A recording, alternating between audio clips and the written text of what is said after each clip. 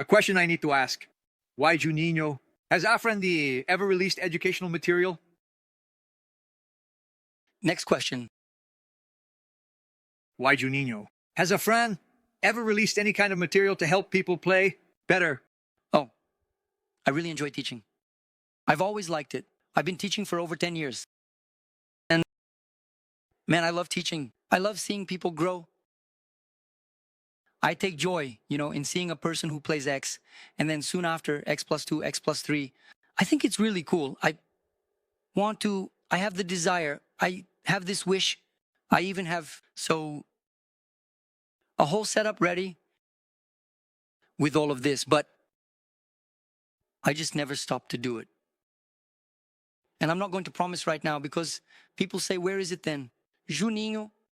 But I have this desire. It's not something like that. You're never going to do it. No, I want to do it. But not yet. I haven't started.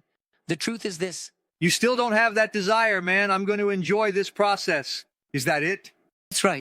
I think that maybe thinking about it, the whole process, maybe I'll put it on the back burner. Got it. Because I have so many other things to execute right now. So this ends up taking a back seat. But there is the desire. And if you were to come today like this, you are required to create educational material. And what approach would you take? What the material be about? About pentatonics, about how you think to create riffs, talking about compositions and nuances in music and how they influence the overall sound and feel of a piece. I think everything, actually, I set up within this Trello. It covers all these topics. Because I think that music in general, when you talk about, let's talk about minor 7 pentatonic, minor 6 pentatonic, major 7 pentatonic, man, all the approaches in the world. You'll see it on the internet. Sometimes people talking. Some explain very well, others leave it a bit up in the air. But in general, you understand what the person is saying. But I think it's cool to explain how you see it, right? After all, that's how each person's art is, right? Whoever is buying right now. Exactly. Because when the guy goes, he's going to buy, let's say, today, as you may know, there is a market for presets, right? If I'm definitely going to buy Mateus's preset, it's because I want Mateus's sound. And I want to understand how Mateus got to that sound. That's it, man. For example, Mateus, I was talking about you, but now about Mateus Asato. Mateus released a plugin from Neuron. Yeah, man. The guy who's going to buy, including a plugin, it's amazing, guys. You can buy it. You can buy it. It's wonderful. The person who's going to buy Mateus's plugin, why is it the sound? Oh, Matthew. Yes, and that's how it works. And it's really cool. So I would focus a lot, in my view, on the way I see it. Because the guy is going to use a smaller pentatonic. 7, let's think about shape 1. There the guy is going to think, I always think about the Aeolian mode. No, but sometimes Dorian is cool, man, but I like Phrygian. You understand? Minor 6, I'm going to think in Dorian. No, but I like melodic minor. Then before long, the material is going to end up being a mess, right? Because you want to cover a lot of things in a way. Then the guy thinks like this. The major 7? No, always think in Mixolydian, but you can think of flat 6, flat 9 from the melodic minor. So, man, it's a universe of things, but we have to bring it to my way of seeing it. So, this solo here, how did I do it? Then it comes down to what I built as well. How did I do it? I thought this, I thought that, other one. Because I think it's cool not to just teach, play this note, this note, this note, the position of the hand. Did you get it? You want to create material for those who are really fans of your work. That's right. And not to approach. Besides that, but I also want to show the educational part. Okay. Not just teaching how to play, but I also want to show how I reasoned, how I got to that place. Because I understand that solos and songs are a storytelling.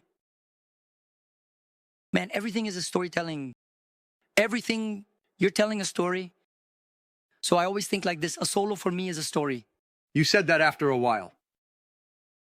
From the 3rd album, there you started writing your solos at home. Really going to the studio with the solo already defined too. That's right. I say that I had a gain and a loss. I really like to improvise a lot. So I thought it was cool. I'm not going to define anything. I'm going to do everything on the fly. But when we went to shoot the video for Indifference, I didn't remember what I had soloed. Not even to dub. Even to dub. There you go. Wow, man. Because, like, first video, man, in the life that we were practically living, because we had done one for Reason that wasn't worth anything. But like summary, that was the first good one, right? Professional, good. The cake, well, for that time, right? But like, the guy told me like, man, I was listening. Imagine this, me in the car, listening to remember what I had played. Then the guy said, you can't do that. Because all the great bands, the guy plays everything the same.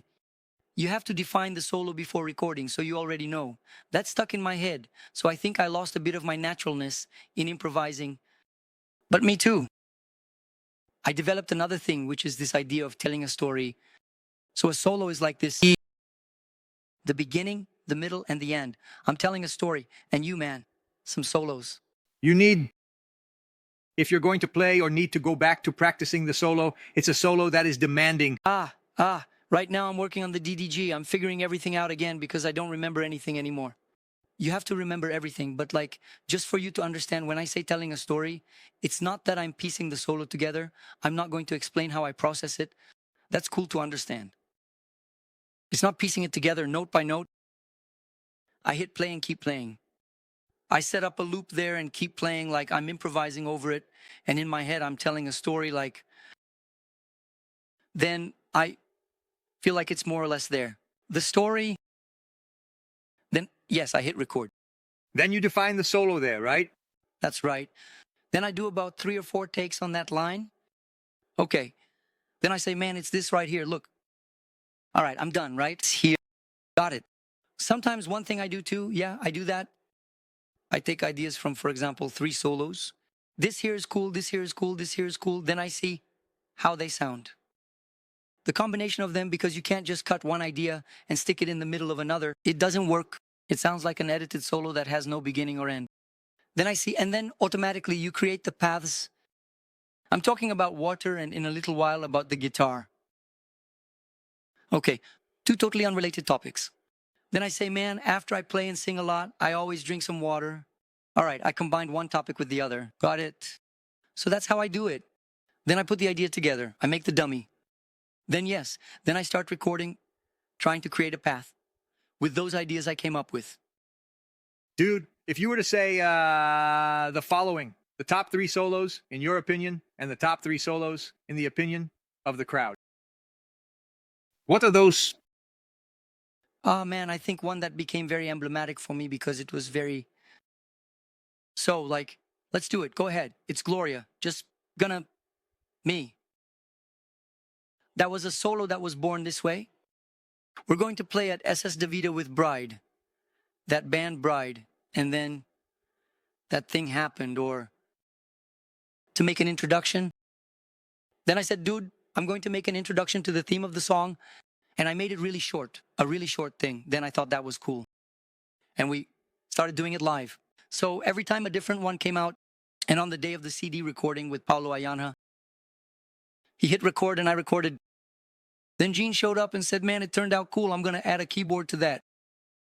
So for me, it has, yes, there's one. It's something kind of emotional. It has a meaning because literally I sang the song on the guitar. Yes, did you understand the meaning of any? Yes, it's a song that means a lot to me with God. And it's my voice there soloing for God on the guitar.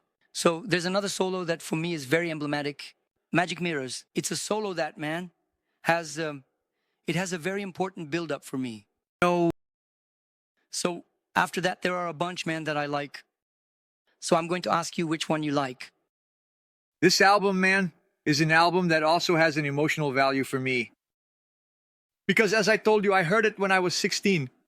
It was an album that scared me. It was a time of DVDs, of CDs. So you would listen to them over and over again. So those are solos that I know note for note.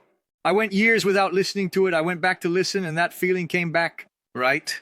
And, Magic Mirrors. For me, I also think it would be the classic, but man, your most recent albums, let's put it this way, after the war, There are solos there that I think showcase Juninho's technical side, which made him famous, man. The guy is a shredder, right? Yeah. A guy, I think there are a lot of solos there that you really showed that side and it took it to another level. You know, Yeah, The War, there are some really cool solos. I like it. I like a lot of them. I like the solo of I Am. I Am, there's a beautiful solo. Like, I like I Am. are you proud of the solo? Yeah. Pride? No, there are things you listen to and you say, Man, it could be better, right? Or are there things you hear and say, man, it turned out great. Yeah, it's a solo that I like. Man, it sounds good to me, like, it goes to the heart, right? There are several, man. There are several. There's the song Continuar, which I really love, that solo. Yeah, but you go ahead. Let's hear it. I have a little list here? Oh, I have a little list here. Oh, ask the people to, Yeah, guys, what's up? write down below which ones you like. No, man, I'm going to tell you, I prepared so much stuff. So let's do it quickly. You want to do it? Yeah, man, but it's like this. I don't even know if we'll be able to cover everything here. Because I think the following, man, what I wrote here. There's a solo I like, Live Water, from Bicycle Stories. It's a solo that I really like. Yeah, there's a song. Man, there are so many, dude. Let me be quiet. I'm going to stop talking. Look at what I wrote here. Oh, talk a little bit about the solo from the song Davi, which is an amazing solo. What were you listening to at that moment, and how do you think about your solo? You've already talked about compositions. Indifference has many solos at a really high level. I think it was an album that definitely put you in a place of great influence in rock guitar. Not just from gospel, right? Like guitar, rock, but talk about the solo from Davey, because it was a solo that I said, man. Yeah, Davey has do you remember the solo? Yeah, Davey has that playfulness of the Dorian there, right? Like it was a minor and B minor. A step and a half, right? And then the fun part is that just when it modulates, it goes up a half step. So it has that playful element. Yeah, for sure. So that playfulness is really cool. And it's just that Davey is out of nowhere. It's so new. Nothing is so old. That's true, but man, it wasn't. No, indifference, because I'm in the right order here. That's true. It's the first song from the album Indifference. For sure, I absolutely don't even remember at all anymore. Now I blanked out. But man, it was a really cool CD, super fun to record. Paulo Ayanya and I have some really cool stories about this song. Because I recorded Goliath there. Ho, ho, ho, ho. With Pete Shifter. And then, did you see that there's a deep part at the end? I didn't catch that. This one is really good. Dude, I went in, grabbed my shirt, tied a knot in the shirt, and tied it up. Paulo set up the microphone in the middle of the room, and I kept spinning around. That's true. Man, they spin a lot, right? A lot. We laughed a lot. Then later, he put the microphone near the wall or the glass. I don't remember which one it was. Then I played. Then it picked up sound. No, yeah, there were two microphones, one in the middle of the room and the other on the wall. So, that sound there, man, everything was made at the last minute. Fun. You were saying that laugh was from Goliath. I didn't know, no, for me it's from the devil. No, man, it's from Goliath. I even thought, I said, did you think the crowd found that? Kind of demonic. A lot of people, I take this opportunity to say, it's me, and I'm reading a biblical text. That's when Goliath says, who is this that comes against me? With stones? That kind of thing that for you is obvious that it's Goliath's laugh, but for me it wasn't. So there you go, we resolved the doubt. You can even buy another CD, the one you threw away, because I think it was from the cave